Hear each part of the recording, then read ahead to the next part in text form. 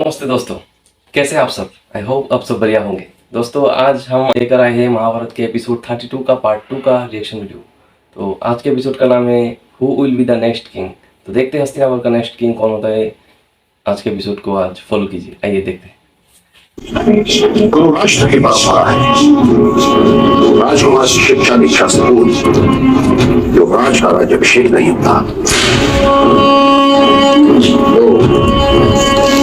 जन समिति, मंत्रिमंडल और न्याय सभा, इन तीनों से परामर्श किए बिना कोई निर्णय स्वयं राजा भी नहीं ले सकता।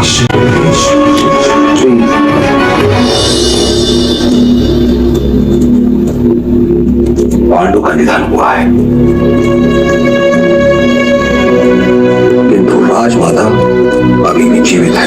आपके पिता महाराज शिव का स्वास्थ्य ठीक नहीं है। बाहर जाकर राज्य संभालने का समय आपके लिए आ गया है। भीष्म शकुनी भी बोल रहा है गांधार जाने के लिए। और 6,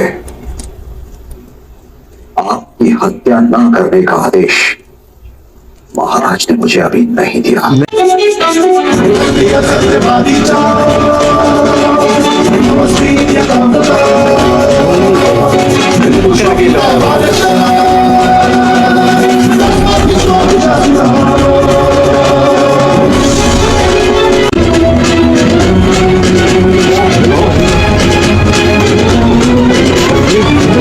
एक बात और, राष्ट्र का पुत्र राजा बने या पांडु का, मैं कोई पक्षपात नहीं करूंगा, किंतु गुरु राष्ट्र की परंपरा का उल्लंघन भी नहीं होने दूंगा। युवराज, मुझे प्रतीत है कि धृतराष्ट्र पर आपका गहन प्रभाव है। जब तक पांडुपुत्र लौट कर नहीं आ जाते तब तक युवराज अभिषेक नहीं होगा। बात आप स्वयं उससे जाकर कह दीजिए, अन्यथा स्मरण रहे गांधार युवराज, हाथी अपने मार्ग में मूषक को देखकर ठहर जाता है। ये उसकी करुणा है, निर्बलता नहीं। शकुनी इसको मार देगा ये।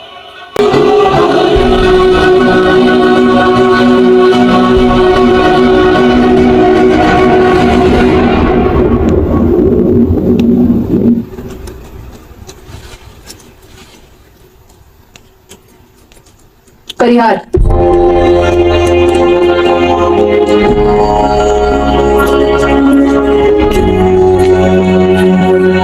आर्य, आपसे एक विनती है। दुर्योधन के युवराज अभिषेक के विषय में विनती हो तो रहने दो, मैंने निर्णय ले लिया है। महामंत्री से परामर्श किए बिना आप किस प्रकार निर्णय ले सकते हैं? महामंत्री, जिसने स्वयं मेरे राज्याभिषेक पर आपत्ति उठाई थी, वो मेरे पुत्र का युवराज्याभिषेक होने देगा? मुझे पूरा विश्वास है विदुर पर, वो कोई अन्याय नहीं कर सकता। तुम विश्वास रख सकती हो गांधारी, क्योंकि तुम जन्म से नेत्र ही नहीं, और अपने नेत्र पर पट्टी बांधी है तुमने, किंतु मैं तो जन्म से अंधा हूं। मेरे लिए अविश्वास मेरी संपत्ति, मेरी शक्ति है। इसलिए विश्वास रखकर पछताने के बदले अविश्वास रखकर अपनी इच्छा को पूर्ण करने को प्रथम महत्व देता हूं मैं। क्या शकुनी? किंतु क्या महाराज को अपने पुत्र पर भी विश्वास नहीं? शकुनी, ऐसा नगरजन कह रहे हैं महाराज, बात कर रहे हैं प्रजाजन कि ऐसी क्या विपदा आ गई कि राजकुमार को इस प्रकार चोरी से युवराज घोषित किया जा रहा है, या फिर स्वयं महाराज में इतना बल नहीं कि वो महामंत्री से अपनी इच्छा पूर्ण करवा सके। वास्तविक राजा विदुर तो नहीं। ये सुनकर मेरा हृदय टूट गया। मानवीय जनता में बुद्धि कम और बल अधिक होता है, क्या करें? अर्थात महाराज, अब हम महामंत्री के लौटने के पश्चात ही युवराज पद की नियुक्ति करें, यही योग्य। किंतु शकुनी, तुमने तो कहा था कि मूर्ख था मैं महाराज, कि सुख की चिंता करते करते मैंने आपको दुख का मार्ग दिखा दिया। मुझे क्षमा कीजिए महाराज। पहले चाहता था कि विदुर आने के पहले इसको दुर्योधन को युवराज घोषित कर दिया जाए। होते पवन की पीठ पर बैठकर घूमते रहते। अब आपका सम्मान इसी में है महाराज कि आप भरी राजसभा में महामंत्री के मुख से युवराज पद की घोषणा करवाएं। कि राष्ट्र की जनता को प्रतीत हो जाए कि आप ही वास्तव में उनके महाराज हैं। किंतु प्रश्न ये है महाराज कि क्या हम महामंत्री से ये घोषणा करवा पाएंगे? यदि विदुर घोषणा करने से मना करेगा तो उसका अक्षर छेद करवा दूंगा मैं राजा हूं, बंदूक पर बनकर नृत्य करने वाला कोई खिलाड़ी नहीं। महाराज, आपने रंग क्यों बदला ये मैं समझ नहीं पा रही हूँ ज्येष्ठ, किंतु युवराज अभिषेक रोककर आपने कुरु परिवार का लाभ ही किया है। मेरा आशय पूरे परिवार का लाभ कराना नहीं है प्रिय गांधारी, केवल अपना रंग बदला है। नागपुर के राज सिंहासन पर राजा तो प्रिय दिमाग में हमेशा षड्यंत्र चलता रहता है।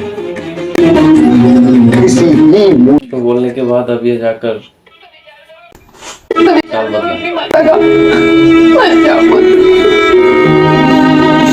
मैंने तुम्हें वचन दिया है राधा माँ,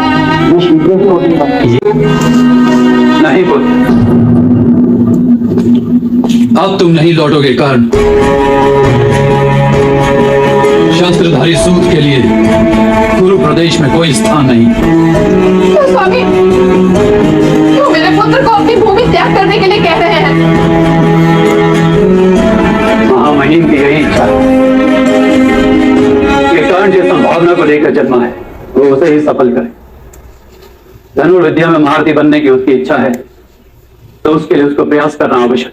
मुझे केवल महारथी बनने की इच्छा नहीं है, मुझे इसी भूमि में इन्हीं लोगों के पास स्वयं को महारथी बनवाने की इच्छा है। सफलता तो भूलिया ही क्या जब तक लोग उसे स्वीकार न करें। मैं विद्या प्राप्त करने जा रहा हूँ पिताश्री, और मेरी कला को नष्ट करने का अधिकार नहीं है हस्तिनापुर के बाहर जाए। कुरु राष्ट्र की प्रजा को। कुछ समय के लिए मैं हस्तिनापुर से बाहर जा रहा हूँ, वो भूमि का त्याग नहीं कर रहा हूँ, किसी एक के पास विद्या प्राप्त करूंगा। ये संकल्प है।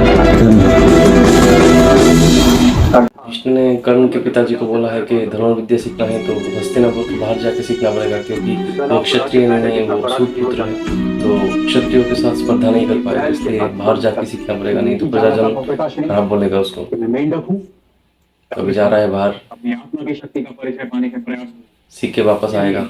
हो जाए तो स्वीकार है।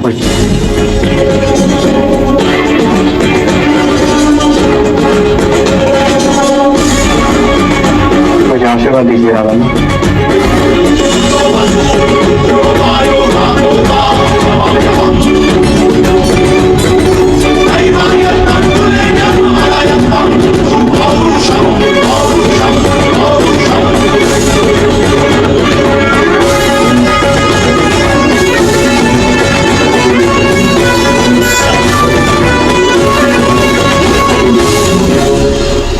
पिताश्री, मैं आपके महामहिम भीष्म के सुझाव को असत्य सिद्ध करके शीघ्र ही लौटूंगा और यही हस्तिनापुर में वास करूंगा जीवन।